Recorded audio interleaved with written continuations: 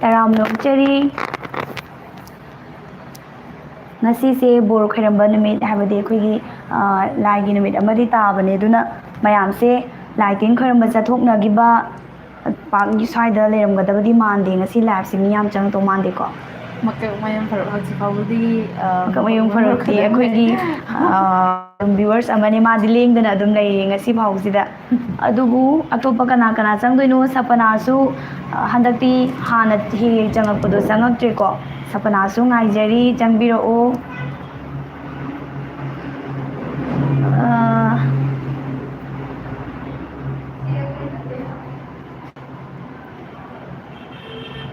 net nung sound kamai tawi ko le haibado haipitang hairo o abem puyam su changbire e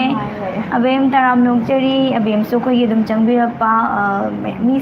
se sa changjale e comment se sa amta pathok se changbirak liba khuding mapu sonam chanu amadi Alisha koizamna taram nokchari Khadima be hi hello Vidam Daneshwari hi hello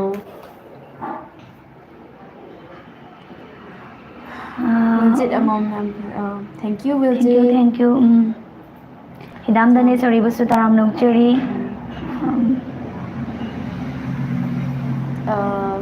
Kiyam Malenganba hi and Tambir A hello Nauba hello Kaimi next season la aroidro hi Bungo na sumana laiba malik usarim se ado kaimi season se lakhini ye matam khitang ding amina se habadi season ama loi khibada ngai ri boko aduduna topama khara mo ngai minarase cheni bu nungai ri bo ahil hoi adum nungai jari yam hena nungai habadi haijar haroi ki Hi, Riwas Kalakam Taram Nokchari Nong tai ko Langoi se Oh Nong Tamaliko siksa Koi sidadi ta di Nambol dadi nong ta de Adu tarakadra di khangde khara khara mangli ti lai Kai mathel charage Miss Anibu Kai bani gi mathel se khamdre ngasi se kano ne na city leina school ke kadi lo city leina dina ko adi ibani do sida char sing tiffin da pudi pore cha singju to ga chaning bai tare weather siga dum dugi habadi yam hena hawba ga cha dong nati sida cha do singju ga cha ga akhoi gi haw bai ga di singju Matam chana live thabirakpa ki abem puyam yam phajai che yelo ga sela phajena thambi ahira koi je kwa matam chana hai je pung amada dum chap chana dum thana budum hona jai kwa setup tawena khulena to buda kitang minute amma manga tara dum tara makti yaude manga mu hairo ne dum chena babudi yawe kwa marakta net yada ba khota ba dumai taw bagi do koi je pung amada dum thajai abem su thaga cheri inge laidu yam nungai ki na thame uljina hoi makha wali ye adum ngai biramo Hi gangmai taram nokchari kai mathel chanaragi Miss Anisi nga sai doram doma ibani chak charakte sida charage na kai mi kai chakhrage kai mi se lai ye mamangi laptadi kai mi yawbane ado handaki sadi kai mi amu yawtre Nonglak se amuk net sina irang isu try wira koi ni da buya na trabo mo kawai mun farwa nungai ro hai nungai ri dum khara khara nasidi bol no mi ne kai mathel chabira age bani se bol no mi ne ne chak chabira na bana sida oina pujare sida chamina rage na chada bi oina lai ngasi de yelo ngakta lanjit langi chi Oi sum mayamna su haidana ko dress mana hallo sum haidana ko da ngasi lai no mi koi basida ko ibani su kai wakhal khaluram no khangde asiro se sira ka haraga hai chatpa mak hangraga su lamna di khurum jare adubu nupi moina sumaina lighting gi singma no mi lakpa se traditional dress se masa yam setning lakpado adu live su yam chana na leirame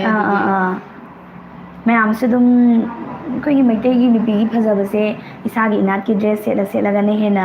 magun leijaba dongna tawidana ko aduduna se na ga siti ingelai part 2 tharap of miss hai hoi ingelai part 2 akhoi thu matam da khudol tamjage hojik yam kana semjariye ꯑꯩꯈꯣꯏ ꯏꯅꯥꯎꯄꯥꯁꯦ ꯍꯦꯔꯥꯆꯟꯗ ꯊꯥꯔꯛꯈꯤꯔꯣꯏꯗ꯭ꯔꯥ ꯍꯪꯉꯒ ꯑꯗꯨꯝ ꯂꯩꯔꯦ ꯆꯦ ꯍꯥꯏ ꯑꯕꯦꯝ ꯄꯨꯌꯥꯝꯅ ꯑꯣ ꯑꯕꯦꯝ ꯍꯦꯔꯥꯆꯟꯗ꯭ꯔꯁꯦ ꯈꯤꯇꯪꯗꯤ ꯉꯥꯏꯔꯅꯤ ꯊꯥꯔꯛꯀꯅꯤꯅ ꯊꯝꯕꯤꯌꯨ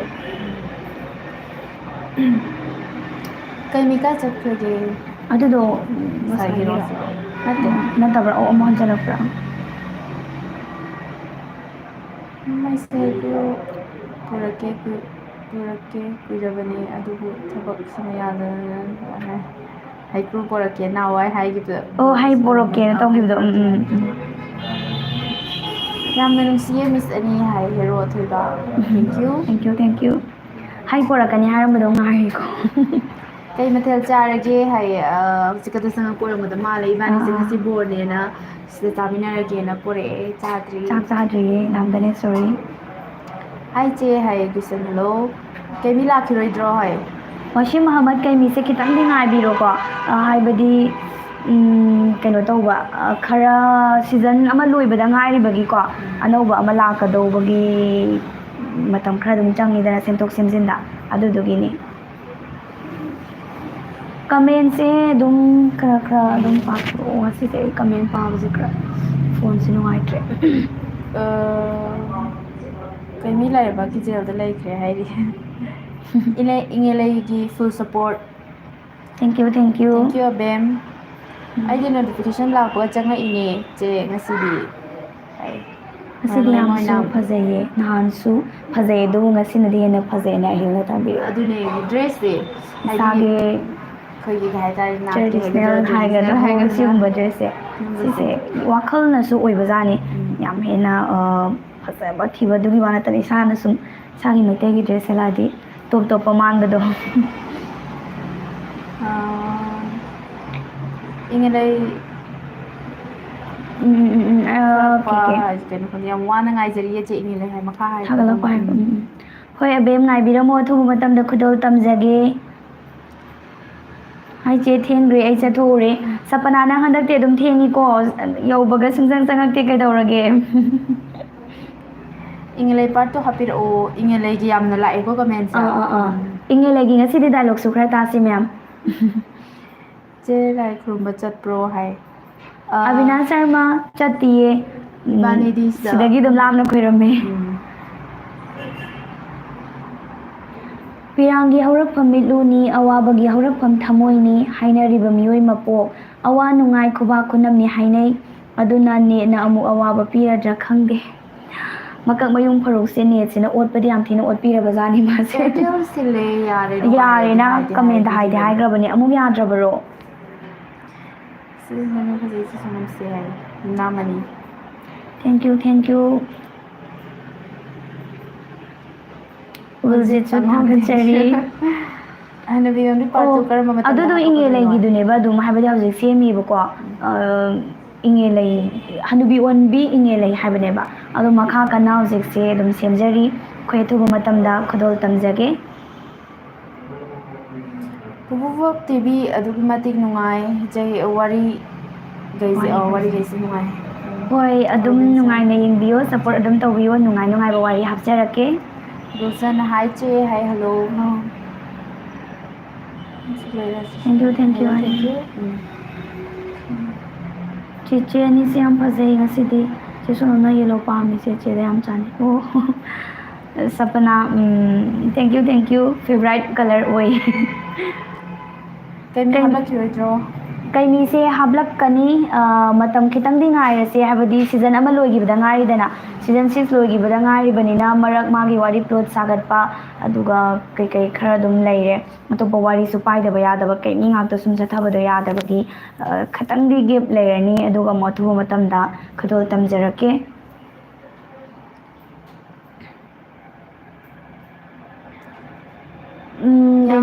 ꯍꯤꯌꯥꯡ ꯍꯤꯔꯦꯟ ꯁꯥꯕꯒꯤ ꯋꯥꯔꯤ ꯑꯃꯇ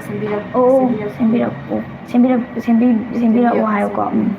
ꯄꯤꯁꯐꯨꯜ ꯁꯃꯤꯠꯁ ꯋꯥꯔꯜꯗꯅ ꯌꯨꯖꯔꯅꯦꯝ ꯑꯃꯅ ꯍꯥꯏꯕꯤꯔꯛꯄꯅꯤ ꯍꯣꯏ ꯑꯩꯈꯣꯏ ꯁꯣꯏꯗꯅ ꯁꯦꯝꯖꯔꯛꯀꯦ ꯑꯩꯈꯣꯏꯒꯤ ꯁꯨꯃꯥꯏꯅ ꯃꯩꯇꯩꯒꯤ ꯋꯥꯔꯤ ꯃꯌꯥꯝ ꯑꯃ ꯂꯩꯔꯤ ꯁꯤꯒꯨꯝꯕꯁꯦ ꯈꯔ ꯊꯤꯖꯤꯟꯕ ꯆꯪꯉꯦ ꯑꯗꯨꯗꯨꯅ ꯃꯇꯝꯗꯤ ꯈꯤꯇꯪ ꯂꯧꯔꯅꯤ ꯇꯣꯉꯥꯟ ꯇꯣꯉꯥꯟꯕ ꯃꯩꯇꯩꯒꯤ ꯋꯥꯔꯤ ꯃꯌꯥꯝ ꯑꯃ ꯂꯩꯔꯤꯁꯤꯡꯁꯦ ꯑꯩꯈꯣꯏ ꯍꯧꯖꯤꯛ ꯑꯗꯨꯝ ꯊꯤꯖꯤꯟꯕ ꯅꯩꯅꯕ ꯀꯟꯅ ꯍꯣꯠꯅꯖꯔꯤ matamgi matungina adum semaga puraga lakani adubu khara ngaithok ngaisinde changani haibadi wari duna duki matik yambanina khoi staff sina machine wale akoi hoji hoji dum lotion gadaba nate yam wali pupu tv di adum haywai bo leiradabani duna maitei gi wari khuding maksa khongat laga thizala kanda adum soidana mayamda khudol tamjarakini inge laise karam kan tharak toino inge laise hoji kanna semiye ado numiti chapchana haiba ngamjadre hayeng mathang natragana hayeng ani sida khudol tamna bo najage sapana na inge laise yam fazai full support che thank you sapana che so hai de purage hai pura o sengbagi tumninga kanda chayana Ninjabu khuding loina thungjaro ana e yaudana nungaina panbo ijero iche bor life rumbasu chatra benina nanauna bor pijare bene thamoi sengna hai Bisamitra yumnam hoi inaugi bordagi ekoi ni ana ye yaudana mayam gi seba matam kuina tawwa ngamba oijarage inau so na ye yaudaba oyona kuni gi site gi amo wish tawjage Poreitun khuntopa hapira o agu sisu matam khara di dum ngai minar se ko yari gai di maitai gi wari sing se thiga charaga semna badum hona jage noina dum sumaina comment da tawbirak pase wari tapirak pasisu yam nungai siguma wari se koi dum khamja lawrage myamna demand tawrakiba wari je du koi thijan jara kanda myam da khudol tamjarake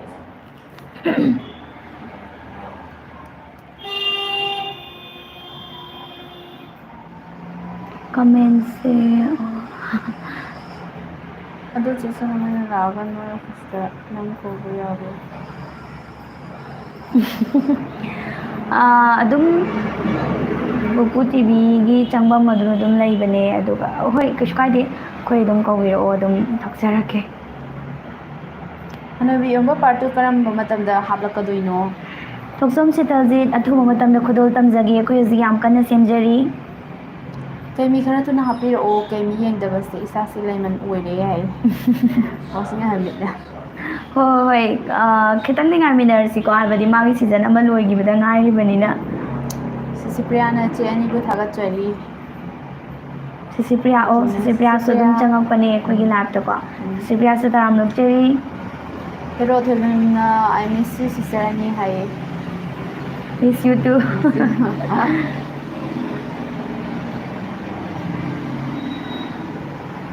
bo life lomba na mena lakpada PUPU Folk TV gi member khudingmak pu anayek leitana tingdang kaijang dana oibi daba tingdang kaijang daba oibi haina mapu da khurjari na khoi damakta hai ai di umra comment makak mayum farom na hai oh thank you makak mayum faro ana yaudana khoi insi sangna myam gi seba tawgi myam ga sumaina live ka thamina base ngamige adum thajage koina hek lairiba makai ado mayamna sudum nungsibiyo mayamna nungsibidragadi koi PUPU TV se sumaina hingba ngamoi aduna mayamna sudum nungsibiyo koi su anai yaudana mayam gi seba matam kuina tawba ngamboi jage akhoi na pa sehira chandra solaga laire che hai abem puyamna hoi abem inau pa do themjanbiro athuba matamda hera chandra hapa ani dana na mai ten hyang athobi kyang wali ge tharakadaba oh sise inge lai se ana loishalani ba inge lai je loi dore ba hoje kana semi se she loi ba kanda mu hyang athoba se paira kadune script ti dum iba la hawra bane duna kishu ku hawra roi sisu dum ngai biro hai ba fam sima thamje Ronaldo loi tong bam thank you MRS 6 goes ai ka me dis mu je kara good afternoon Kamathoi su thagat na bato biro che Kamathoi kaina nam pai comment se I want to talk to you dialogue ama hoi dialogue ama kan thok hai je khangdre ahil kai haino cheni se kai lamdagi no hai ko aina kangmungdagi duga mana kainau dagi ne comment thi da ngawri ne chehra sandro part 5 karam kanda thagalak toino che o Sisipriya Laishram hera chandra part 5 se kit matam di khara changani ko mahabadi hojik se ma yam sang bai episode la nung adwaini yawba oire ba ko aduduna ne khitang dingai minar si ko nong se tar adi net se mapanda hekta hek chat kanba adudani ay Mapam chakhiye ne mapamda pharo makamayong pharo ngasidi lab changba nange na hangai de ekta nang dabane thabak sa thomtana thoi lorembam hoi ngasi sumai changbirak pasiam nungai sorna chanbi puna lab yaw minarase Jenny bu nungai ribo hai a na sha tongbi hoi adum nungai jari haba tare nungai ta haba sifati hai yam nungai inge lai na hanubi onba dai dai logiba ado yam cha wedar je thaga krabo koi thagai kram thagai ahara parwan thagai parwan ko tu da sudum yam nungai rakini tu dune ba ko ngasai oi habadi ning thau kai ka sumaina ga yaurakhiduini yam nungai rakhiduini inge lai su makhang hai jari che hai sapna ngai ramo ko khoi je dum semjari ye yam thuna khodol tamlake cheni kai color pamge ai dinga sigi color se favorite ne ai red kumba maroon kumba dum hai chandira mata ne pambadi loi pame sima hai balai long live PUPU folk TV hai thank you wari de loina mak nungai hai thoina oi thoi adum support tobiyo PUPU folk TV da ngaure da ide haben pya hoi abem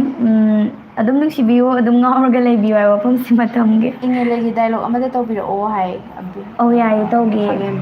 ibani punba dialogue yawe inge leida masagi do inge legi ne ba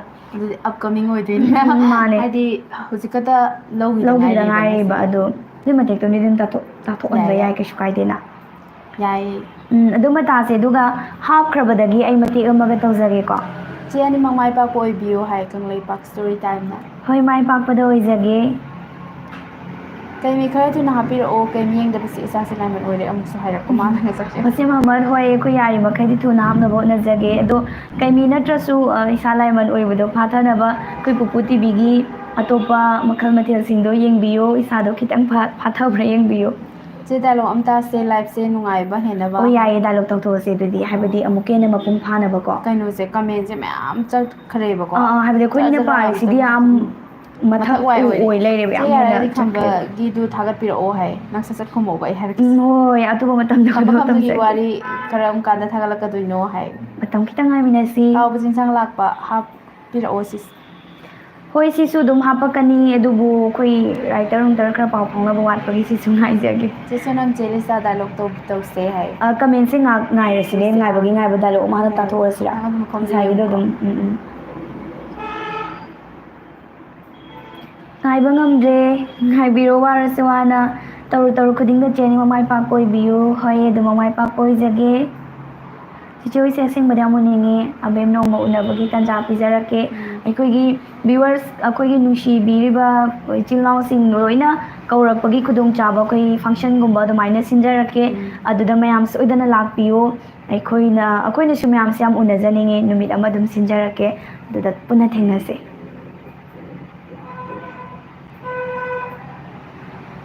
Jenny ngasidi kanyang change lai makokte ngawdre duna khangawde sapana o hek makokta di hai ramni bani se do ngasidi sida puna chamina rage na ko imdagi charaktre sida chak pura lai tefin puraga adudi dialogue mati ama inge lagi lakadori episode sidi mo mati matamina se ko ai ai na han hodura sila makon se ai ne je gari makon se adadi khanau se ayam khanau nungai ganda ba mi oi ba ji yam ganda ni horasi ko horasi lei marembia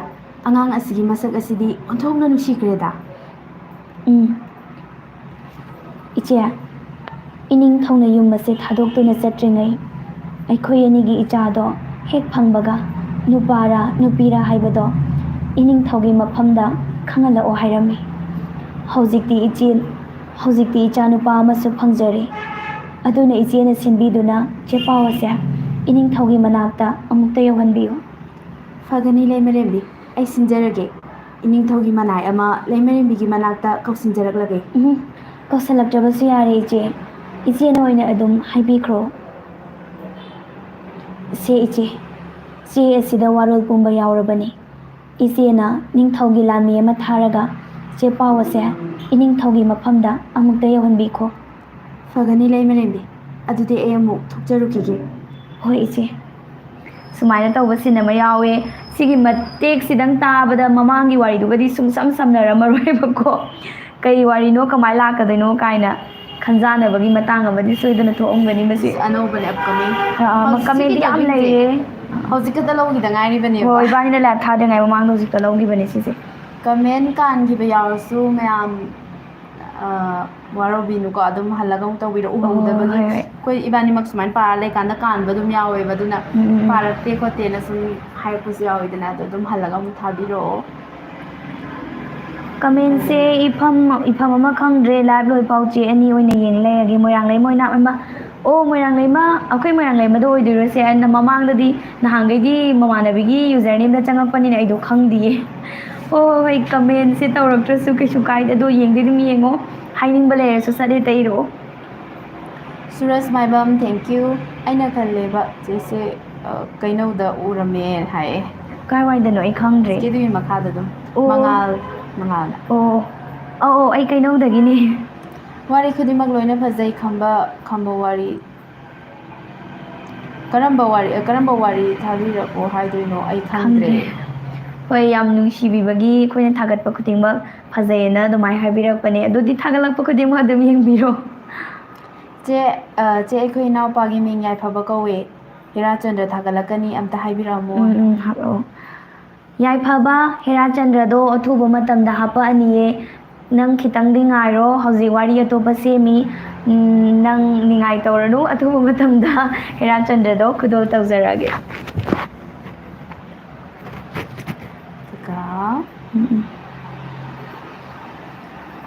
ꯍꯅꯨꯕꯤ ꯑꯣꯟꯕ ꯏꯉꯦꯂꯩ ꯀꯔꯝ ꯀꯥꯟꯗ upload ꯇꯧꯔꯛꯀꯗꯣꯏꯅꯣ ꯍꯥꯏ ꯈꯤꯇꯪꯗꯤ ꯉꯥꯏꯔꯁꯤꯀꯣ ꯍꯥꯏꯕꯗꯤ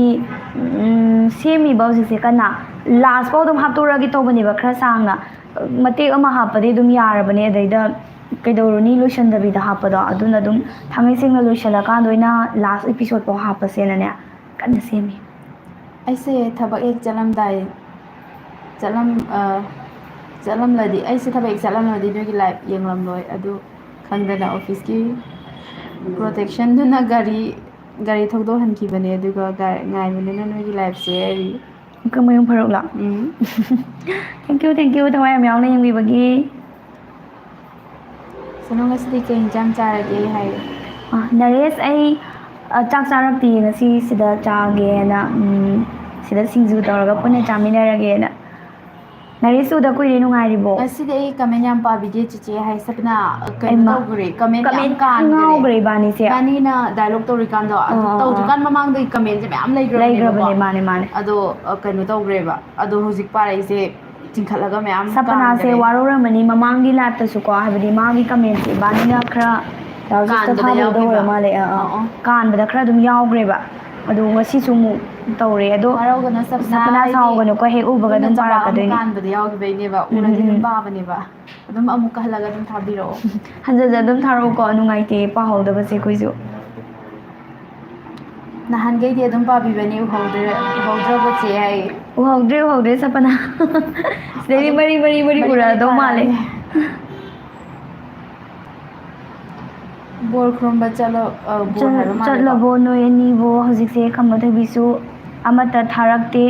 ꯀꯩꯃꯤ ꯉꯥꯏꯅ ꯈꯝꯕ ꯊꯣꯏꯕꯤꯁꯨ ꯋꯥꯔꯤ ꯂꯣꯏꯊꯣꯛꯄ ꯐꯠꯇꯦ ꯂꯥꯏꯊꯣꯛꯄ ꯍꯥꯏꯗꯧ ꯃꯥꯜꯂꯦꯀꯣ ꯆꯤꯆꯦ ꯉꯁꯤꯗꯤ ꯕꯣꯔ ꯈꯨꯔꯨꯝꯕ ꯆꯠꯆꯗ꯭ꯔꯦ ꯏꯕꯥꯅꯤ ꯍꯥꯏꯕꯗꯤ ꯁꯤꯗ ꯑꯣꯏꯅ ꯁꯤꯗꯒꯤ ꯂꯥꯞꯅ ꯑꯗꯨꯝ ꯈꯣꯏꯔꯝꯃꯒꯦꯅ ꯂꯥꯏꯚꯁꯨ ꯂꯩꯕꯅꯤ나 ꯆꯠꯄꯗꯣ ꯐꯔꯛ ꯇꯥꯔꯕ ꯑꯗꯨꯗꯨꯅ ꯏꯕꯥꯅꯤ ꯆꯠꯇ꯭ꯔꯦ ꯑꯗꯨꯒ ꯋꯥꯔꯤꯁꯦ ꯍꯦꯛꯇ ꯂꯣꯏꯁꯟꯗꯕꯤꯗ ꯑꯃꯠꯇ ꯄꯥꯏꯁꯟꯕꯒꯤ ꯋꯥ ꯅꯠꯇꯦꯕ ꯁꯤꯁꯦ ꯄꯥꯏꯕꯨꯗꯤ ꯄꯥꯏꯀꯣ ꯄꯥꯏꯔꯤꯁꯤꯅ ꯑꯃꯨꯛ ꯀꯃꯥꯏꯅ ꯇꯧꯒꯦ ꯇꯤꯚꯤ ꯄ꯭ꯔꯣꯒ꯭ꯔꯥꯝ ꯑꯣꯏꯔꯛꯄꯅꯤꯅꯅꯦ ꯀꯩꯃꯤ ꯈꯛꯇꯪ ꯑꯗꯨꯝ ꯊꯥ ꯂꯩꯕꯁꯦ ꯑꯉꯥꯡꯁꯤng ꯌꯥꯎꯔꯛꯑꯦ ꯑꯗꯨꯒ ꯑꯍꯟ ꯀꯩꯃꯤ ꯌꯦꯡꯅꯤꯡꯗꯕ ꯈꯝꯕ ꯊꯣꯏꯕꯤ ꯌꯦꯡꯅꯤꯡꯕ ꯃꯈꯜ ꯑꯣꯏꯕꯁꯤꯅ ꯑꯩꯈꯣꯏꯅ ꯋꯥꯔꯤꯁꯦ ꯁꯤꯜꯂꯒ ꯄꯥꯏꯕ ꯏꯁꯇꯥꯐꯁꯤꯅ ꯑꯃꯨꯛ ꯌꯥꯝꯗꯕꯅꯤꯅ ꯂꯣꯏꯅꯃꯛ ꯅꯨꯡꯇꯤꯒꯤ ꯑꯗꯨꯝꯊꯥ ꯂꯩꯕꯁꯨ ꯉꯝꯗꯕ ꯑꯗꯨꯅ ꯃꯇꯝ ꯈꯔ ꯑꯃꯨꯛ ꯃꯇꯦꯛ ꯁꯨꯃꯥꯏꯅ ꯊꯥꯕ ꯁꯤ ꯑꯣꯏꯔꯦ ꯑꯗꯨꯅ ꯆꯦ ꯍꯣꯏꯅꯁꯨ ꯁꯥꯎꯕꯤꯔꯅꯨ ꯑꯗꯨꯝ ꯌꯥꯔꯤꯈꯩꯗꯤ ꯑꯩꯈꯣꯏ ꯍꯥꯞꯈꯤꯕ ꯋꯥꯔꯤꯁꯤꯡꯁꯦ ꯑꯊꯨꯕꯗ ꯂꯣꯏꯁꯤꯜꯂꯛꯅꯕ ꯍꯣꯠꯅꯔꯛꯀꯦ ꯍꯅꯨꯕꯤ ꯑꯣꯟꯕꯗꯣ ꯄꯥꯔꯠ 2 ꯍꯥꯞꯄꯤꯔꯛꯑꯣ ꯍꯥꯏ ꯍꯣꯏ ꯑꯊꯨꯕ ꯃꯇꯝꯗ ꯑꯗꯨꯝ ꯍꯥꯞꯆꯔꯛꯑꯒꯦ ꯑꯗꯨꯁꯨ ꯃꯌꯥꯝꯅ ꯑꯗꯨꯝ ꯌꯥꯝ ꯉꯥꯏꯅꯔꯤ ꯍꯧꯖꯤꯛ ꯀꯟꯅ ꯁꯦꯝꯖꯔꯤ ꯂꯥꯁ ꯄꯥꯔꯠ ꯐꯥꯎ ꯑꯗꯨꯝ ꯍꯥꯞꯄꯛꯑꯅꯤ Aku nungaribro hai. Hui masen hangnaba sanikko. Moi masen. Aku changakibane labta. Yam Yam la- lakninge chece adudi yam nungairi. ꯑꯗꯨꯅꯦ ꯍꯥꯏꯁꯦ ꯅꯨꯡꯉꯥꯏꯗꯧ ꯃꯥꯜꯂꯦꯕ ꯑꯩꯈꯣꯏꯅꯁꯨ ꯑꯗꯨꯝ ꯈꯜꯂꯦꯕ ꯁꯤꯁꯦ ꯀꯨꯏꯔꯦ ꯑꯩꯈꯣꯏ ꯆꯦꯅꯦꯜꯁꯤꯅ ꯂꯩꯔꯛꯏꯁꯦ ꯑꯗꯨꯕꯨ ꯃꯌꯥꯝꯒ ꯎꯅꯕꯒꯤ ꯑꯩꯈꯣꯏ ꯐꯪꯁꯟ ꯑꯃꯠꯇꯗꯤ ꯁꯤꯟꯗ꯭ꯔꯤ ꯑꯗꯨꯝ ꯁꯤꯟꯖꯔꯒꯦ ꯑꯩꯈꯣꯏ ꯌꯥꯝ ꯑꯊꯨꯕ ꯃꯇꯝꯗ ꯁꯤꯟꯅꯕ ꯍꯣꯠꯅꯔꯛꯀꯦ ꯑꯗꯨꯗꯩꯗꯤ ꯌꯥꯝꯅ ꯎꯅꯤꯡꯉꯦ ꯍꯥꯏꯗꯤ ꯎꯅꯤꯡꯉꯦꯕ ꯃꯌꯥꯝꯁꯦ ꯑꯩꯈꯣꯏꯗꯤ ꯃꯤꯡ ꯈꯛꯇꯪꯅꯦ ꯎꯔꯤꯁꯦ ꯑꯗꯨꯅ ꯀꯩ ꯍꯥꯏꯇꯥꯔꯦ ꯌꯥꯝ ꯆꯥꯎꯕ ꯄ꯭ꯔꯣꯒ꯭ꯔꯥꯝ ꯑꯃ ꯅꯠꯇ꯭ꯔꯁꯨ ꯂꯣꯏꯅ ꯃꯤꯡ ꯑꯩꯅ ꯁꯤ ꯀꯧ ꯑꯩ ꯁꯨꯃꯥꯏꯅ ꯁꯄꯅꯥ ꯀꯧ ꯑꯩ ꯁꯤ ꯆꯪꯉꯛꯄꯗꯨꯅꯦ ꯑꯗꯩꯗꯤ ꯀꯃꯌꯨꯝ ꯐꯔꯨꯛꯇꯨꯅꯦ ꯑꯗꯩ ꯑꯩꯅ ꯁꯨꯃꯥꯏꯅ ꯗꯨꯁꯟ ꯋꯥꯍꯦꯡꯕꯝꯗꯨꯅꯦ ꯑꯩ ꯑꯍꯤꯂꯥ ꯑꯗꯨꯃꯥꯏꯅ ꯍꯥꯏꯕꯤꯔꯛꯄꯗꯣ ꯑꯗꯣ ꯑꯩꯈꯣꯏꯁꯦ ꯌꯥꯝ ꯅꯨꯡꯉꯥꯏꯗꯣꯏꯅꯦꯕ ꯑꯗꯨꯗꯣ ꯌꯥꯝ ꯄꯥꯝꯃꯦ ꯑꯗꯨꯅ ꯑꯩꯈꯣꯏ ꯑꯊꯨꯕ ꯃꯇꯝꯗ ꯑꯗꯨꯒꯤ ꯄ꯭ꯔꯣꯒ꯭ꯔꯥꯝꯗꯣ ꯑꯗꯨꯝ ꯁꯤꯟꯖꯔꯛꯀꯦ ꯆꯦ ꯁꯣꯏꯗꯅ ꯂꯥꯛꯆꯒꯦ ꯍꯥꯏꯁꯤꯗꯤ ꯍꯣꯏ ꯂꯥꯛꯄꯤꯌꯣ ꯑꯕꯦꯝ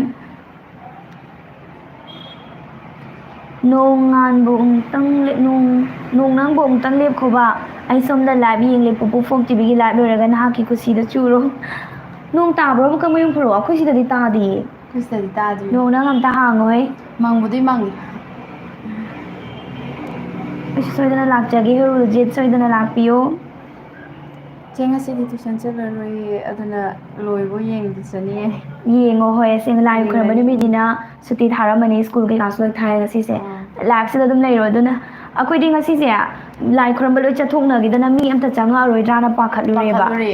ꯑꯗꯨꯒꯗꯤ ꯉꯁꯤꯁꯦ ꯆꯠꯅꯔꯝꯗ꯭ꯔꯦ ꯍꯥꯏꯕ ꯌꯥꯝ ꯅꯨꯡꯁꯤꯕ ꯋꯥꯅꯤ 이반이도 ꯉꯥꯏꯗꯣꯏꯔꯥꯅ ꯈꯜꯂꯝꯃꯤꯅꯦ ꯍꯥꯏꯕ 이반이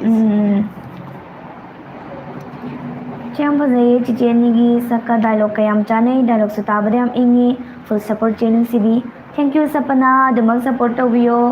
ꯁꯄꯅꯥꯒꯤ ꯅꯨꯡꯁꯤ ꯅꯨꯡꯁꯤꯕ ꯑꯩꯈꯣꯏꯗ ꯁꯞꯄꯣꯔꯠ ꯇꯧꯕꯤꯕ ꯀꯃꯦꯟꯁꯤ ꯎꯔꯒ ꯑꯩꯈꯣꯏꯁꯨ ꯅꯨꯡꯉꯥꯏꯖꯔꯤꯕꯅꯤ ꯃꯣꯃꯣ ꯅꯣꯛꯆꯔꯤꯕꯅꯤ ꯍꯧꯖꯤꯛꯀꯤꯗꯨꯅ ꯑꯇꯞꯄ ꯉꯥꯛꯇꯕꯨꯗꯤ ꯑꯣꯏꯌꯦ ꯑꯔꯥꯡꯕꯁꯨ ꯑꯗꯨꯝ ꯈꯔ ꯇꯧꯕꯗꯤ ꯌꯥꯕꯖꯥꯠꯅꯤꯀꯣ ꯈꯠꯅ ꯆꯩꯅꯕꯒ ꯇꯧꯕꯗꯣ ꯑꯗꯨꯁꯨ ꯅꯨꯡꯉꯥꯏꯅꯤ ꯈꯪꯗꯦ ꯑꯩꯗꯤ ꯈꯟꯅꯕꯅ ꯍꯦꯟꯅ ꯅꯨꯡꯉꯥꯏ ꯅꯨꯡꯉꯥꯏꯕꯗꯣ ꯏꯕꯥꯅꯤꯒ ꯑꯣꯟꯖꯟꯅꯔꯒ ꯌꯥꯝ ꯈꯠꯅꯖꯅꯤꯡꯕꯗꯣ ꯑꯁꯦꯡꯕꯗꯗꯤ ꯈꯟꯅꯗꯦ ꯑꯗꯨꯒ ꯅꯠꯇꯦꯀꯣ ꯑꯩꯅ ꯍꯥꯏꯗꯤ ꯗꯥꯏꯂꯣꯒꯀꯤꯅꯦ ꯑꯩꯅ ꯗꯥꯏꯂꯣꯒꯀꯤꯗ ꯍꯥꯏꯁꯤꯁꯨ ꯁꯨꯝ ꯈꯟꯅꯩꯌꯦꯕ ꯈꯟꯅꯕꯗꯣ ꯅꯨꯡꯉꯥꯏꯗꯅ ꯑꯩꯈꯣꯏ ꯕꯥꯅꯤꯁꯤꯕꯨ ꯈꯟꯅꯔꯛꯀꯗ꯭ꯔꯅꯦ ꯑꯁꯦꯡꯕꯗꯒ ꯈꯟꯅꯔꯛꯇꯣꯏ ꯃꯥꯟꯗꯦꯗ ꯗꯥꯏꯂꯣꯒꯁꯦ ꯀꯩꯀꯩꯅ ꯍꯦꯟꯅ ꯃꯌꯥꯝꯅ ꯄꯥꯝꯒꯦ ꯗꯥꯏꯂꯣꯒꯁꯨ ꯈꯔ ꯇꯧꯗ꯭ꯔꯗꯤ ꯂꯥꯏꯚ ꯃꯥꯜꯂꯣꯏꯀꯣ ꯗꯥꯏꯂꯣꯒ ꯈꯔꯁꯨ ꯇꯧꯁꯤ ꯅꯣꯡꯂꯛꯇ ꯃꯪꯂꯕ ꯗꯥꯏꯂꯣꯒ ꯌꯥꯝ ꯐꯖꯩ ꯃꯥꯡꯂꯕ ꯍꯥꯏꯔꯣ ꯃꯦꯡꯂꯕ ꯗꯥꯏꯂꯣꯒ ꯌꯥꯝ ꯐꯖꯩ ꯍꯥꯏꯕ 이반이ꯒꯤ ꯗꯥꯏꯂꯣꯒꯇꯣ ꯇꯧꯕꯗꯤ ꯃꯦꯡꯕ ꯑꯣꯏꯈ꯭ꯔꯦ ꯃꯦꯡꯈ꯭ꯔꯕꯣ ꯉꯁꯤꯁꯤꯕꯣ ꯑꯩꯈꯣꯏ ꯃꯦꯡ ꯕꯥꯅꯤꯒꯤ ꯍꯥꯏꯕꯗꯤ ꯗꯥꯏꯂꯣꯒꯇꯣ ꯑꯇꯞꯄ ꯑꯣꯏꯌꯦꯕꯀꯣ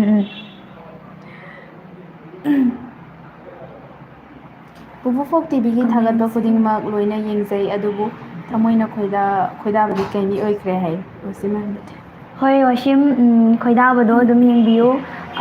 ꯍꯥꯏꯕꯗꯤ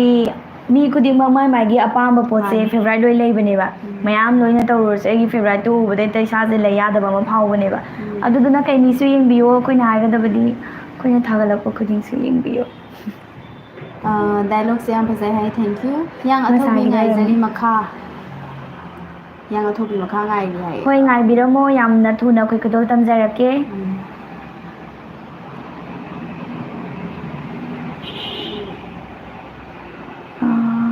ꯃꯣꯏꯔꯥꯡꯂꯩꯃ ꯃꯥꯅꯤ ꯏꯆꯦ ꯑꯩꯅꯦ ꯍꯥꯏ ꯃꯣꯏꯔꯥꯡꯂꯩꯃ ꯑꯗꯨꯝ ꯂꯩꯔꯣꯀꯣ ꯒꯨꯗ ꯑꯥꯐꯇꯔꯅꯨꯟ ꯁꯣꯅꯝ ꯑꯃꯗꯤ ꯑꯦꯂꯤꯁꯥ ꯊꯥꯒꯠꯆꯔꯤ ꯏꯀꯥꯏꯈꯨꯝꯅꯕ ꯎꯠꯆꯔꯤ ꯏꯆꯜꯑꯅꯤꯕꯨ ꯊꯦꯡꯛꯁ ꯊꯧꯉꯝꯕ ꯅꯤꯡꯊꯧꯖꯝꯅ ꯊꯝꯕꯤꯔꯛꯏ ꯏꯕꯨꯡꯕꯨꯁꯨ ꯑꯩꯈꯣꯏꯅꯤꯒꯤ ꯃꯥꯏꯀꯩꯗꯒꯤ ꯏꯀꯥꯏꯈꯨꯝꯅꯕ ꯎꯠꯆꯔꯤ ꯑꯗꯨꯒ ꯑꯩꯈꯣꯏꯒꯤ ꯂꯥꯏꯐꯁꯤꯗ ꯆꯪꯕꯤꯔꯛꯄꯒꯤꯗꯃꯛꯇꯁꯨ ꯇꯔꯥꯝꯅ ꯎꯠꯆꯔꯤ ꯆꯦꯁꯦ ꯑꯁꯦꯡꯕꯗ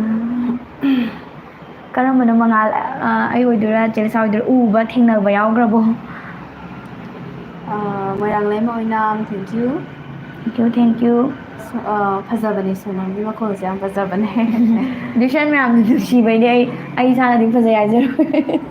ꯌꯨꯝꯅꯥꯃꯅꯤ ꯀꯃꯦꯟ ꯑꯝꯇ ꯄꯥꯕꯤꯔꯛꯇꯦꯀꯣ ꯍꯥꯏꯌꯦ ꯉꯁꯥꯏꯒꯤ ꯀꯃꯦꯟ ꯀꯥꯟꯕꯗꯨꯗ ꯁꯣꯏꯗꯅ ꯌꯥꯎꯔꯝꯃꯅꯤ ꯌꯥꯎꯔꯝꯒꯅꯦꯕꯀꯣ ꯃꯌꯥꯝ ꯌꯨꯝꯅꯥꯃꯅꯤꯒꯤꯁꯨ ꯋꯥꯔꯧꯕꯤꯅꯨ ꯑꯃꯨꯛ ꯍꯜꯂꯒ ꯊꯥꯕꯤꯔꯛꯑꯣ ꯃꯌꯥꯝ ꯍꯣꯏ ꯅꯨꯡꯉꯥꯏꯅꯕꯅꯦꯗꯅ ꯑꯩꯈꯣꯏꯅ ꯍꯥꯏꯗꯤ ꯁꯨꯝ ꯀꯃꯦꯟꯇꯪ ꯄꯥꯜꯂꯦꯗꯤ ꯅꯨꯡꯉꯥꯏꯔꯣꯏꯅ ꯏꯪꯉꯦꯟ ꯂꯩꯒꯤꯕꯤꯅ ꯀꯃꯦꯟ ꯍꯥꯏꯔꯛꯄꯗꯨꯗ ꯏꯪꯉꯦꯟ ꯂꯩꯒꯤꯗꯣ ꯄꯥꯔꯒ ꯏꯕꯥꯅꯤꯅ ꯌꯦꯡꯉꯤꯀꯥꯟꯗ ꯑꯗꯨꯗ ꯗꯥꯏꯂꯣꯛ ꯆꯠꯈ꯭ꯔꯦꯕ ꯌꯦꯡꯉꯤꯀꯥꯟꯗꯨꯗ ꯐꯅꯌꯥꯝ ꯀꯥꯟꯈ꯭ꯔꯦꯕꯀꯣ ꯑꯗꯨꯏ ꯃꯔꯛꯇ ꯌꯥꯎꯔꯝꯃꯅꯤ ꯀꯥꯟꯈ꯭ꯔꯦ ꯃꯌꯥꯝ ꯋꯥꯔꯧꯕꯤꯅꯨꯀꯣ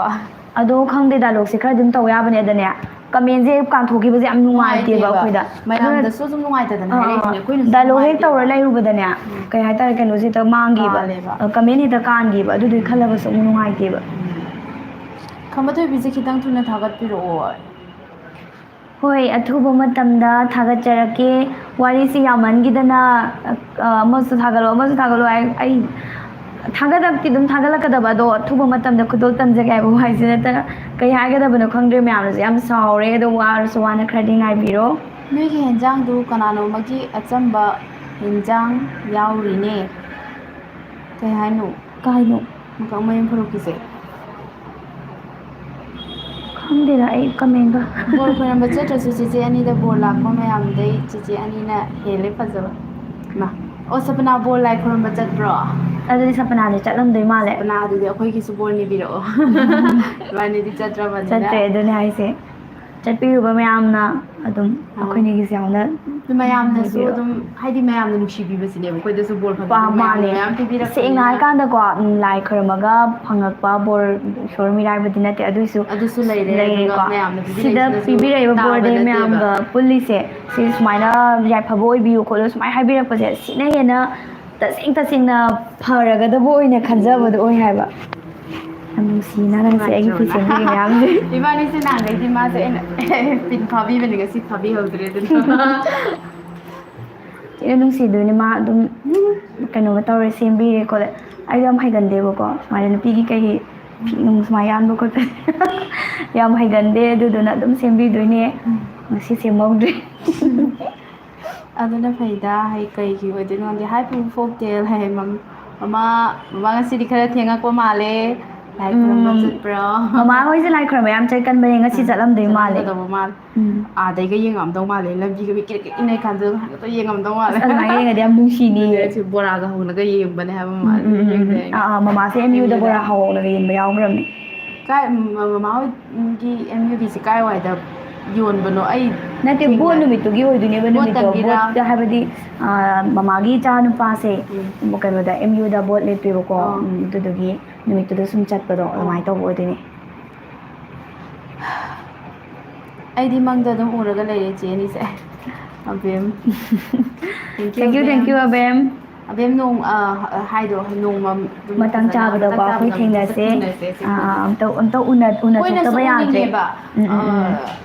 khoina zumang da udo do abem haina ming si da thokpa je oin ura ga le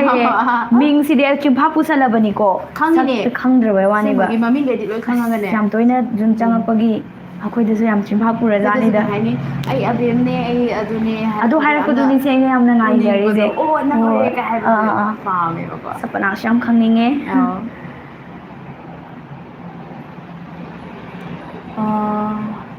chahi kya pupu folk tale se pro chahi kya da hai bra chahi kya pupu folk tales pro ki kai hai ba no khong de chahi chana chahi kya da hai do male chap chana adumadi akhoina ningsing bangam dre habadi channel se oina leitringai da akhoi ga kemte yaudringai koina kem khangringai da kano tawe ba habadi 2013 da plan tawraga 2015 dagi hauji hoi adumaina akhoi oja sing do akhoi supervisor daruje soya adumai thambane haudor ku matam da khoi yaudre daruje ka oja ga na dum haudo akanda kishe toina tharami hai matam da kishe ta adumaina tawrambadagi ai budi dum head office oina lerakpadagi di yaure office oina sida hong tora phajana leibadai yauba dum haure sum adumaina tawrakibani ne nok ni kamera ma uru de dum dum ni ga ba kaino mama de nangai de icha sing se yam phajai khole hoi habira ko myam yawe ngasi nabani phajai ngasi hare do mama ma ba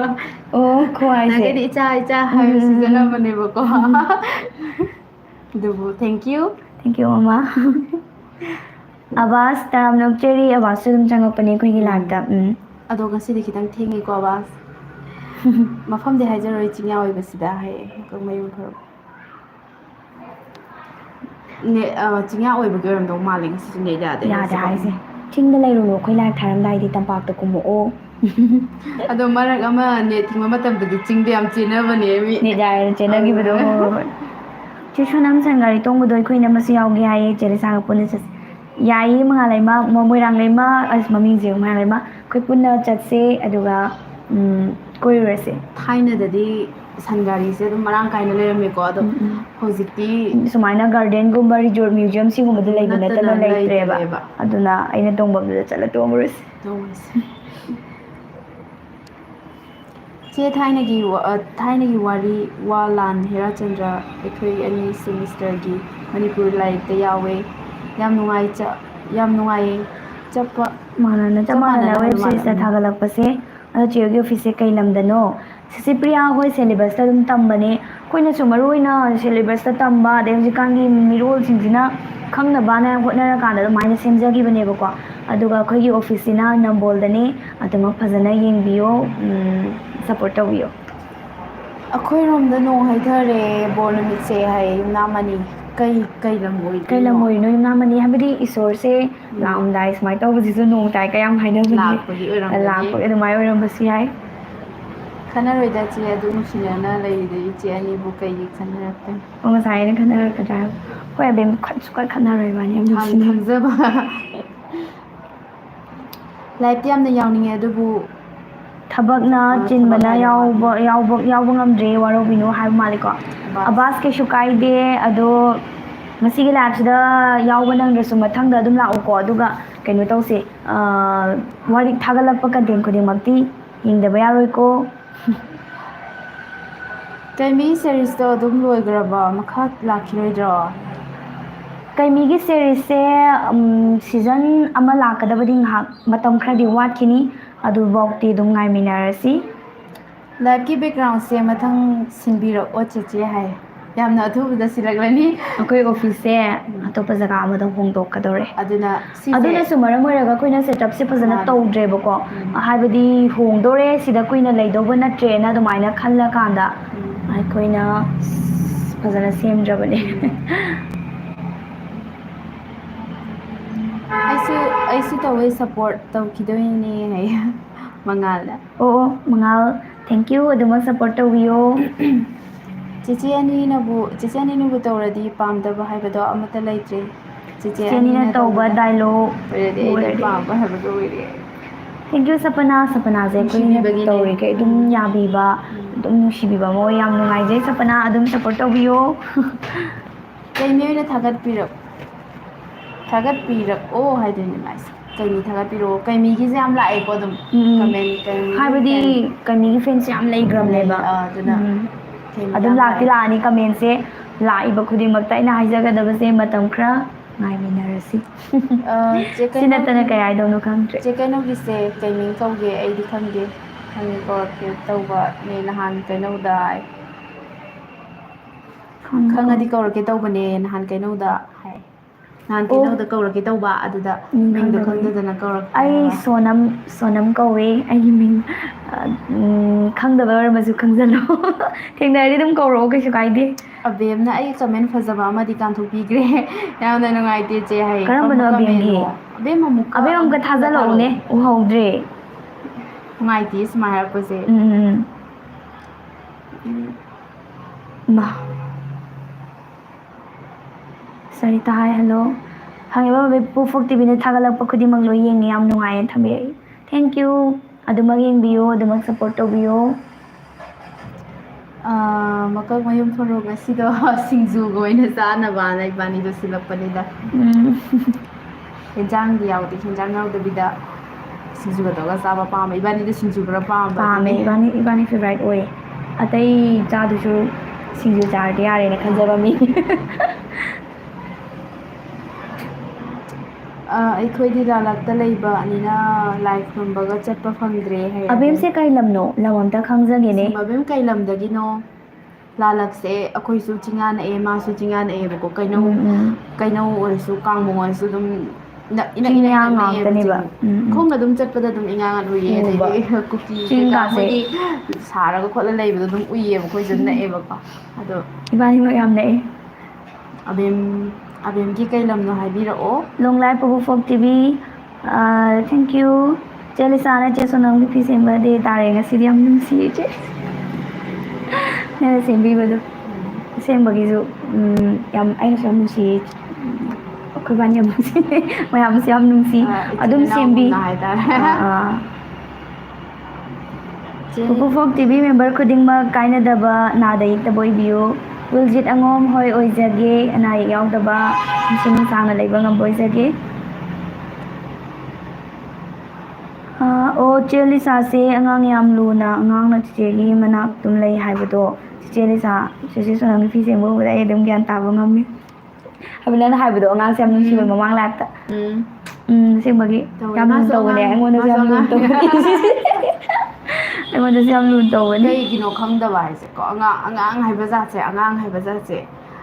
ꯑꯗꯨ ꯑꯗꯨꯝ ꯃꯣꯏꯅꯁꯨ ꯑꯩ ꯃꯅꯥꯛꯇ ꯑꯗꯨꯝ ꯂꯩꯗꯣꯏꯅꯅꯤ ꯑꯩꯅꯅꯦ ꯌꯥꯝ ꯀꯟꯅ ꯑꯉꯥꯡꯅꯁꯨ ꯅꯞꯄꯦꯕꯀꯣ ꯑꯩꯉꯣꯟꯗꯀꯣ ꯑꯗꯨꯒ ꯍꯥꯏꯕꯗꯤ ꯂꯨꯅ ꯇꯧꯕꯩꯅꯦꯕ ꯑꯗꯨꯗꯣ ꯑꯩꯅ ꯂꯨꯅ ꯇꯧꯔꯨꯗ꯭ꯔꯤꯕ ꯃꯤ ꯑꯣꯏꯔꯁꯨ ꯑꯗꯨꯝ ꯅꯞꯄꯛꯀꯗꯣꯏꯅꯦꯕ ꯑꯗꯨꯝ ꯍꯥꯏꯕꯗꯤ ꯑꯉꯥꯡ ꯑꯁꯦ ꯂꯨꯅ ꯇꯧꯕꯤꯕ ꯃꯤꯒꯤ ꯃꯅꯥꯛꯇ ꯑꯗꯨꯝ ꯂꯩꯅꯤꯡꯉꯤꯗꯅꯀꯣ ꯑꯗꯨꯒꯤꯔꯁꯨ ꯈꯪꯗꯦꯕꯀꯣ ꯑꯗ ꯑꯉꯥꯡꯒ ꯂꯩꯔꯗꯤ ꯐꯅ ꯅꯨꯡꯉꯥꯏꯇꯕ ꯋꯥꯈꯜ ꯂꯩꯔꯕꯁꯨ ꯂꯣꯏ ꯀꯥꯎꯈ꯭ꯔꯦ ꯑꯗꯨꯝ ꯍꯥꯏꯅ ꯁꯣꯛꯑꯒ ꯂꯩꯕꯁꯨ ꯑꯗꯨꯝ ꯅꯣꯛꯊꯣꯛꯈ꯭ꯔꯅꯤ ꯑꯗꯨꯝ ꯅꯣꯛꯑꯒ ꯑꯗꯨꯝ ꯂꯩꯕ ꯑꯗꯨꯒꯤꯔ ꯈꯪꯗꯦ ꯌꯥꯝ ꯄꯥꯝꯃꯦ ꯑꯉꯥꯡꯁꯦ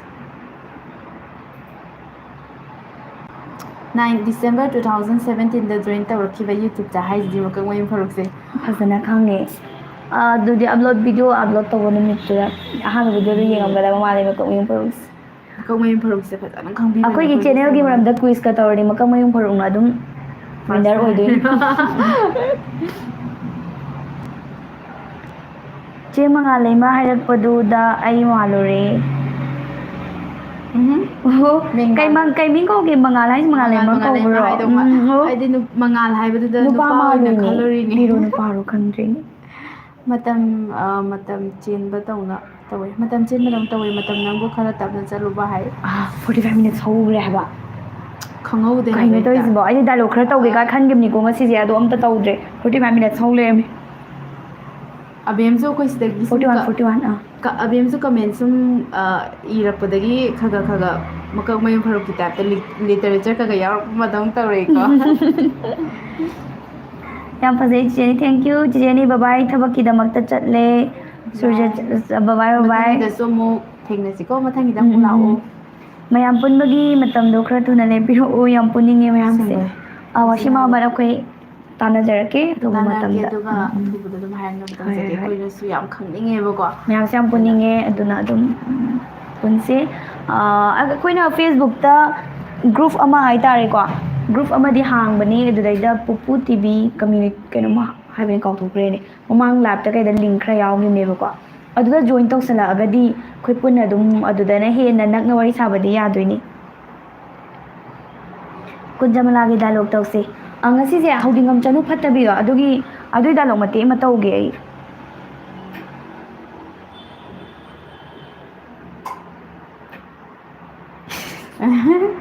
ꯀꯣꯟꯅ ꯐꯖꯅ ꯇꯧꯔꯒꯦ ꯍꯣꯏ ꯑꯩ ꯀꯝꯐꯣꯔꯇꯦꯕꯜ ꯈꯔ ꯑꯣꯏꯗꯦ ꯑꯁꯦꯡꯕꯒꯤꯁꯨ ꯃꯣꯏꯔꯥꯡꯂꯩꯃ ꯃꯇꯝꯁꯤꯡ ꯍꯥꯏꯗꯅ ꯀꯗꯥꯏꯅꯣ ꯑꯣ ꯀꯃꯦꯟꯁꯦ ꯑꯗꯨꯗꯤ ꯑꯩꯈꯣꯏ ꯕꯥꯅꯤꯁꯦ ꯌꯥꯝꯅ ꯍꯦꯟꯅ ꯈꯦꯠꯅꯅ ꯀꯥꯜꯂꯦ ꯈꯔ ꯁꯥꯎ ꯌꯥꯗꯦꯀꯣ ꯆꯦ ꯍꯣꯏꯒꯤ ꯑꯣꯐꯤꯁꯇꯣ ꯀꯥꯏꯗ ꯂꯩꯒꯦ ꯍꯥꯏꯔꯒ ꯈꯨꯝꯗꯤ ꯁꯤꯁꯤꯄ꯭ꯔꯤꯌꯥ ꯉꯁꯥꯏ ꯈꯨꯝꯈꯤꯕꯗꯣ ꯑꯣꯏꯗꯣꯏꯅꯤ ꯁꯤꯁꯤꯄ꯭ꯔꯤꯌꯥ ꯍꯥꯏꯕꯗꯤ ꯀꯃꯦꯟꯁꯦꯀꯣ ꯅꯣꯏꯅ ꯏꯔꯛꯄꯁꯤꯅ ꯑꯩꯈꯣꯏꯅ ꯄꯥꯕꯅ ꯆꯣꯟꯊꯔꯦꯕ ꯑꯗꯨꯗꯨꯅ ꯑꯩꯈꯣꯏꯅ ꯄꯥꯔꯛꯇ꯭ꯔꯤꯉꯩ ꯑꯇꯣꯞꯄ ꯄꯥꯏꯉꯩꯗ ꯄꯥꯈꯤꯗ꯭ꯔꯦꯅ ꯈꯜꯂꯒ ꯑꯃꯨꯛꯁꯨ ꯏꯁꯜꯂꯛꯄꯗꯣ ꯁꯥꯎꯔꯒ ꯑꯗꯨ ꯑꯣꯏꯗꯣꯏꯅꯦꯕ ꯅꯝꯕꯣꯜꯗ ꯂꯩꯌꯦ ꯁꯨꯒꯨꯅꯨꯗꯅꯤ ꯆꯦ ꯑꯃ ꯑꯕꯦꯡꯁꯦ ꯌꯥꯝ ꯂꯥꯞꯄꯦ ꯑꯗꯨꯗꯤ ꯂꯥꯟ ꯌꯥꯝ ꯀꯟꯕ ꯖꯒꯥ ꯑꯣꯏꯗꯣꯏꯅꯤ ꯆꯦꯛꯁꯤꯟꯅ ꯂꯩꯌꯣ ꯆꯦꯛꯁꯤꯟꯅ ꯂꯩꯕꯤꯌꯣ ꯆꯦꯛꯁꯤꯟꯅꯒ ꯆꯞ ꯃꯥꯟꯅꯩ ꯈꯔ ꯌꯧꯒꯦ ꯈꯪꯗ꯭ꯔꯦ ꯃꯉꯥꯜ ꯅꯣꯏ ꯀꯥꯞꯅꯕ ꯍꯧꯖꯤꯛꯇꯤ ꯀꯩꯁꯨ ꯈꯟꯗ꯭ꯔꯦꯗ ꯃꯈꯣꯟ ꯇꯥꯔ ꯑꯗꯨꯝ ꯇꯨꯝꯃ ꯂꯩ ꯆꯦ ꯂꯤꯁꯥ ꯆꯦ ꯁꯣꯅꯝꯒꯤ ꯐꯤꯗꯣ ꯐꯖꯅ ꯑꯗꯨꯅꯦ ꯑꯩꯅ ꯁꯦꯝꯕꯤꯌꯣ ꯉꯁꯥꯏ ꯍꯥꯏꯗꯣ ꯀꯄꯥ ꯅꯠꯇꯦ ꯊꯣꯛꯈ꯭ꯔꯦ ꯃꯊꯪꯒꯤ ꯅꯠꯇ꯭ꯔꯣ ꯑꯗꯨꯗ ꯅꯥꯟꯊꯅ ꯂꯩꯔꯦ ꯀꯝꯐꯣꯔꯇꯦꯕꯜ ꯆꯦ ꯑꯣꯏꯗꯕ ꯃꯥꯜꯂꯦ ꯑꯣ ꯍꯥꯏꯗꯣ ꯑꯗꯨꯔꯣ ꯑꯣ ꯃꯥꯁꯦ ꯉꯁꯤ ꯀꯩꯅꯣ ꯇꯧꯗꯕ ꯁꯤ ꯁꯦꯝꯃꯛꯀꯦꯁꯦ ꯁꯨꯝ ꯍꯥꯏꯕꯗꯤꯅꯦ ꯑꯣꯏꯅꯕ ꯃꯑꯣꯡꯗ ꯑꯩ ꯑꯁꯦꯡꯕꯩ ꯀꯝꯐꯣꯔꯇꯦꯕꯜ ꯑꯣꯏꯖꯗꯦꯕꯀꯣ ꯑꯩꯁꯨ ꯍꯩꯖꯗꯦ ꯍꯥꯏꯗꯣꯏꯅꯦ ꯑꯗꯨꯗꯨꯒꯤ ꯂꯣꯏꯗꯤ ꯂꯣꯏꯔꯛꯀꯗꯧꯔꯦ ꯅꯍꯥꯟꯈꯩꯗꯤ ꯑꯗꯨꯝ ꯁꯦꯝꯃꯒ ꯄꯤꯟ ꯐꯥꯔ ꯈꯣꯠꯂꯒ ꯁꯦꯝꯃꯦꯕꯀꯣ ꯁꯦꯡꯅ ꯍꯥꯏꯔ ꯀꯥꯟꯗ ꯑꯗꯨꯒ ꯉꯁꯤꯗꯤ ꯑꯗꯣ ꯈꯨꯌꯧꯅꯁꯨ ꯃꯥꯅ ꯈꯨꯌꯧꯅꯩꯀꯣ ꯈꯨꯌꯧꯅꯕꯩꯁꯨ ꯅꯠꯇꯦ ꯃꯥꯅ ꯁꯨꯃꯥꯏꯅ ꯁꯨꯝ ꯌꯥꯟꯁꯤꯜꯂꯁꯤ ꯍꯥꯏꯌꯦꯕꯀꯣ ꯑꯩꯕꯨꯗꯤ ꯌꯥꯅꯤ ꯑꯗꯨꯝ ꯈꯪꯕ ꯑꯗꯨꯒ ꯑꯗꯩ ꯑꯩꯅ ꯍꯧꯒꯠꯂꯒ ꯁꯤ ꯁꯦꯝꯃꯨꯔꯦꯕ ꯉꯁꯥꯏꯒꯤꯗꯣ ꯑꯗꯩ ꯍꯧꯒꯠꯂꯒ ꯁꯤ ꯁꯦꯝꯃꯨꯔꯀꯥꯟꯗ ꯀꯩꯝ ꯁꯦꯝꯗꯕꯤ ꯑꯗꯨꯝ ꯐꯝꯊꯈ꯭ꯔꯦꯕ ꯀꯃꯦꯟ ꯌꯥꯝꯅ ꯄꯥꯕ ꯀꯩ ꯍꯥꯏꯅꯣ ꯎꯗ꯭ꯔꯦ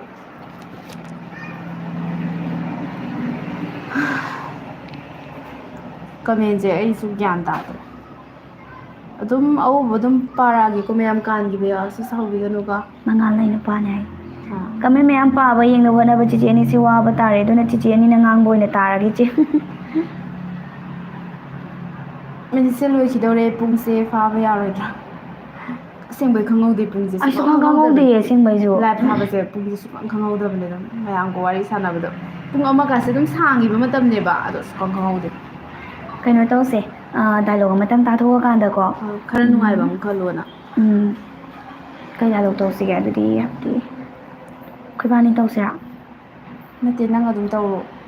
haibadi ibani gida na yengdresune ko habi nang gida nungai gi ba khara phaja ka daw ba khala goin taw bira haba ibani yengle di nang phaja ba bangaro haba haibadi aidi kaino gi ayamana top line am tele edna ko adudi sumai tawrse ai su yengaroige yengdebida wakhal lagi ama sagala kanda dum tawrage haudingam chanu phatabido mama gi phatabagi mate ama tawrage machana kapagi mate ama ga tawrage amdi kuira bawari ni ai dum hapitang wakhal na sagala ga tawrake mama machana bi mami do kanam haibare kaw adum langlen siam kamal leba ming oi dum kausalage ko hai langlen nang hauji phawba tumduna leiribra numena waton jor si phawba nang tumduna leithokliba ni ne hai hauji ma hogolo aduga ne hau singdo sodo kadabani khangabra ni nai nu bi sidia kari thoena tawjaba sari no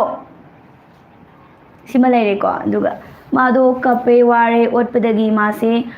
uchek singdal maina matu piu ko habadi jigam maidong ga mana bane khara dikhe nei ning thoge ka yaogi bane ado ko maina no mana direct ninjang dai sagala ga dum hagi ko si so sur sang apio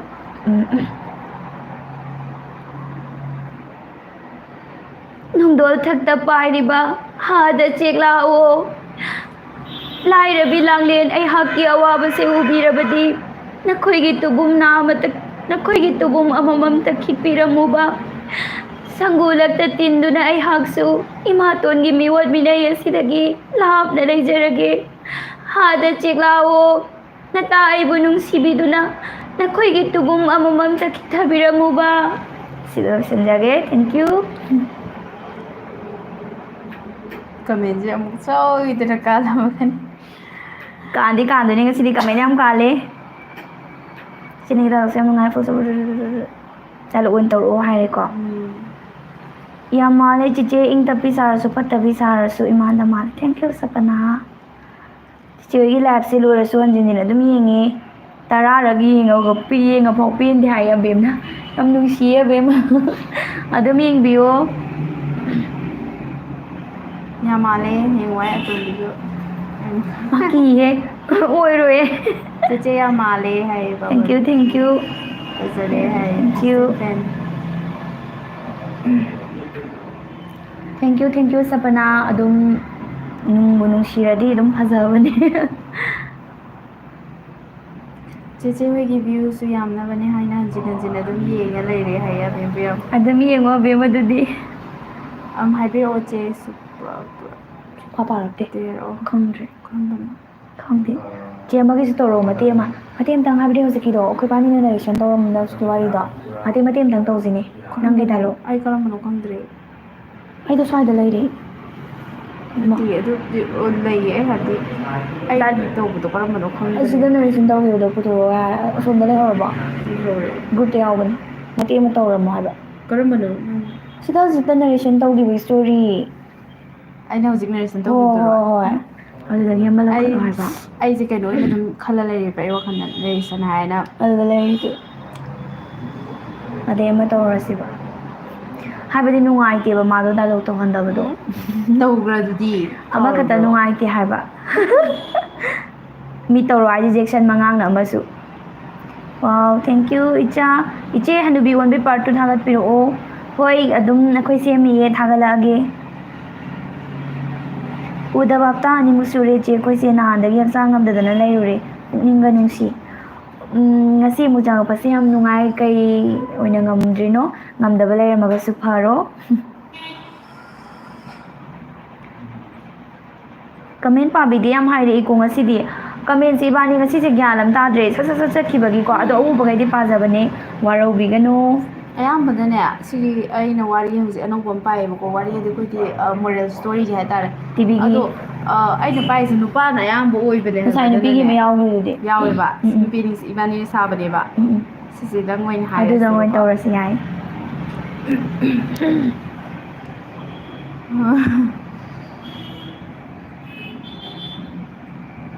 abidi tawrasi ko phatabi ngak toy saragi ai pabi kita pundra bani na karamano aina aina hodona aina hodona holo is yengune he nupi sida paisa yamna paiba mi ka su sajaba sari ne mamai dum jina trai ja mamai dum ikai khangdabra khangde ne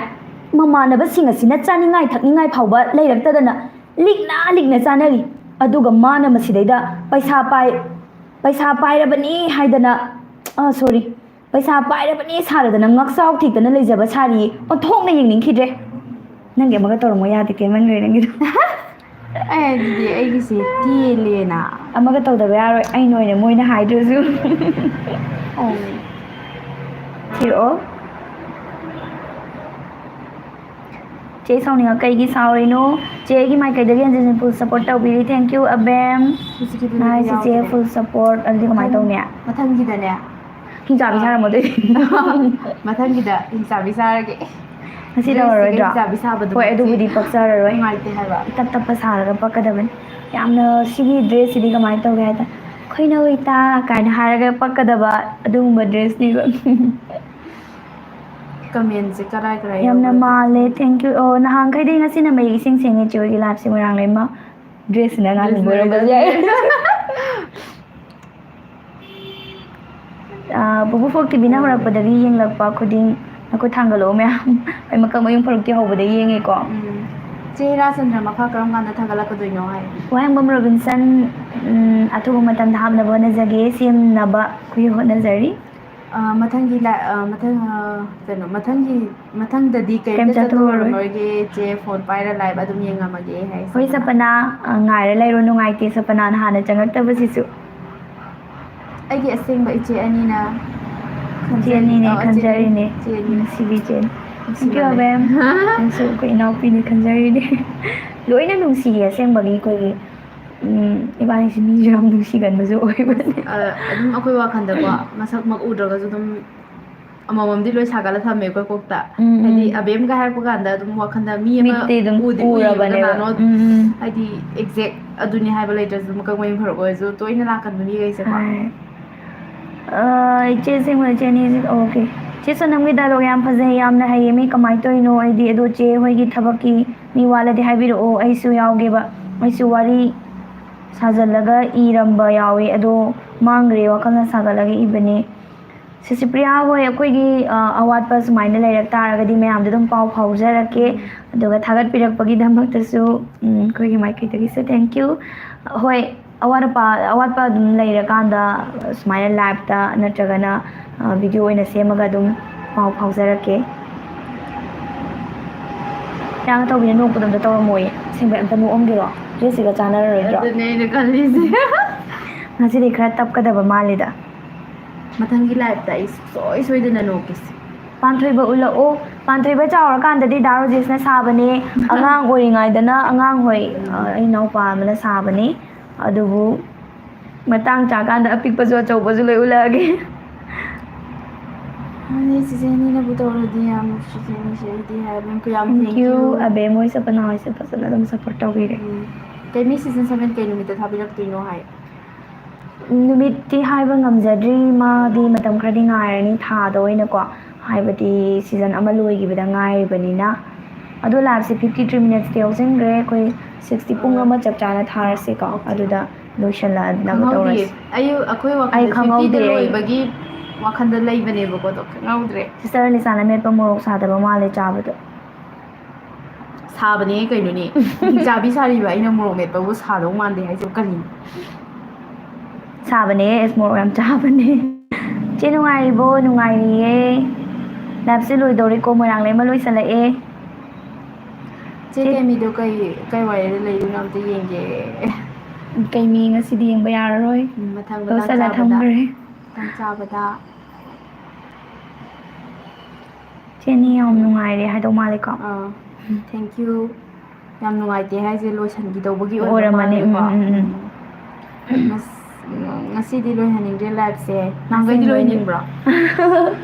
ngasi di hai ba ko di live se sung loi haning de nung tigi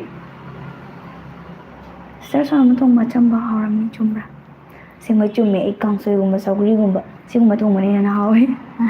matam na kana basungai bide pungama henjin ki ba ꯈꯪꯍꯧꯗꯦ ꯍꯣꯏ ꯑꯗꯨꯅꯦ ꯍꯥꯏꯁꯦ ꯈꯪꯍꯧꯗꯦꯕ ꯑꯩꯈꯣꯏꯁꯨ ꯉꯁꯤꯒꯤ ꯂꯥꯏꯚꯁꯦ ꯑꯗꯣ ꯃꯌꯥꯝꯁꯨ ꯑꯗꯨꯝ ꯍꯟꯖꯤꯟ ꯍꯟꯖꯤꯟꯁꯨ ꯍꯥꯏꯌꯦꯀꯣ ꯑꯗꯨꯝ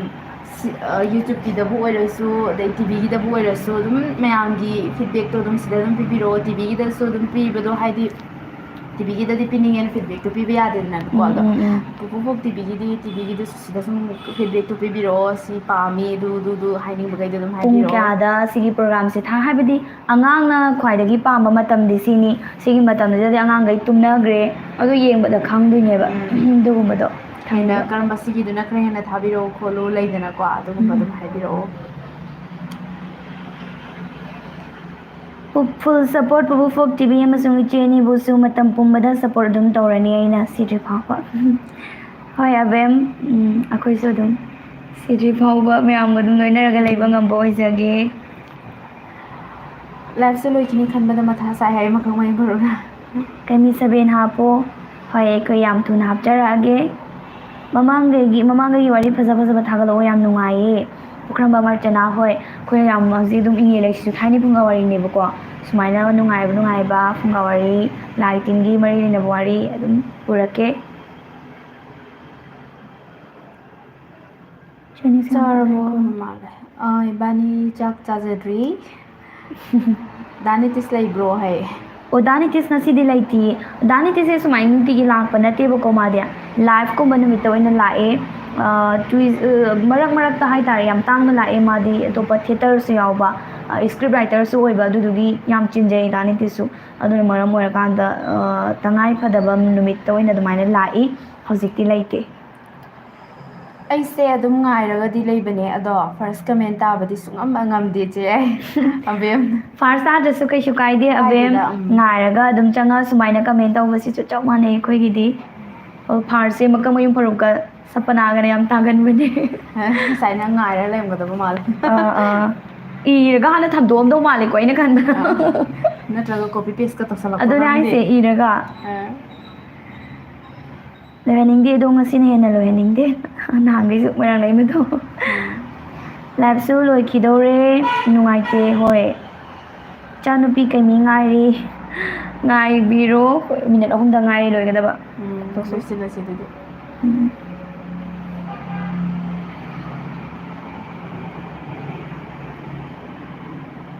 ꯆꯦꯅꯤꯒꯤ ꯐꯨꯜ ꯁꯞꯄꯣꯔꯠ ꯊꯦꯡꯛ ꯌꯨ ꯆꯦ ꯗꯥꯏꯂꯣꯛ ꯂꯣꯏꯕꯣꯏꯅ ꯗꯥꯏꯂꯣꯛ ꯑꯝꯇ ꯇꯥꯖꯒꯦ ꯂꯣꯏꯗꯣꯔꯦ ꯅꯪꯒꯤꯗ꯭ꯔꯣ ꯃꯁꯛ ꯂꯧ ꯇꯧꯁꯜꯂꯣ ꯌꯥꯔ ꯅꯤꯡꯁꯤꯡꯕ ꯑꯃ ꯑꯗꯨꯗꯤ ꯂꯧꯒꯦ ꯍꯥꯏꯔꯒꯗꯤ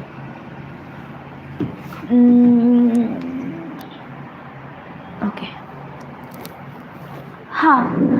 ꯑꯁꯨꯛꯄ ꯎꯃꯪ ꯑꯁꯤꯗ ꯃꯇꯧ ꯀꯔꯝꯅ ꯂꯩꯒꯗꯧꯔꯤꯕ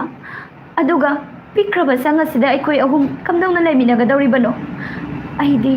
ꯑꯩꯒꯤ ꯏꯄꯨꯔꯣꯏꯕ ꯑꯣꯏꯔꯤꯕ ꯃꯥꯒꯤ ꯃꯅꯥꯛꯇ ꯑꯗꯨꯃꯛ ꯅꯪꯒꯤ ꯅꯅꯥꯛꯇ ꯑꯗꯨꯃꯛ ꯂꯦꯡꯗꯅ ꯂꯩꯖꯒꯦ ꯁꯨꯃꯥꯏꯅ ꯍꯥꯏꯕꯗꯤ ꯈꯨꯗꯛ ꯑꯣꯏꯕꯅꯤꯅ ꯒ꯭ꯌꯥꯟ ꯇꯥꯗ꯭ꯔꯦꯕ ꯑꯗꯨꯗꯤ ꯂꯥꯏꯚ ꯂꯣꯏꯁꯤꯜꯂꯛꯄꯒꯤ ꯄꯨꯡꯐꯝ ꯑꯗꯨ ꯌꯧꯁꯜꯂꯛꯑꯦ ꯀꯃꯦꯟ ꯆꯤꯊ ꯅꯥꯟꯊꯕ ꯌꯥꯎꯔꯒꯁꯨ ꯃꯌꯥꯝꯅ ꯉꯥꯛꯄꯤꯔꯣ ꯉꯁꯤꯗꯤ ꯀꯃꯦꯟ ꯌꯥꯝ ꯆꯤꯊꯈ꯭ꯔꯦꯀꯣ ꯂꯣꯏꯁꯤꯜꯂꯁꯤꯔ ꯑꯗꯨꯗꯤ ꯂꯣꯏꯁꯤꯜꯂꯁꯤ ꯁꯤꯒꯤꯗꯤ ꯃꯇꯥꯡ ꯑꯁꯤꯗ ꯂꯣꯏꯁꯤꯟꯖꯔꯦ ꯕꯥꯏ ꯃꯌꯥꯝ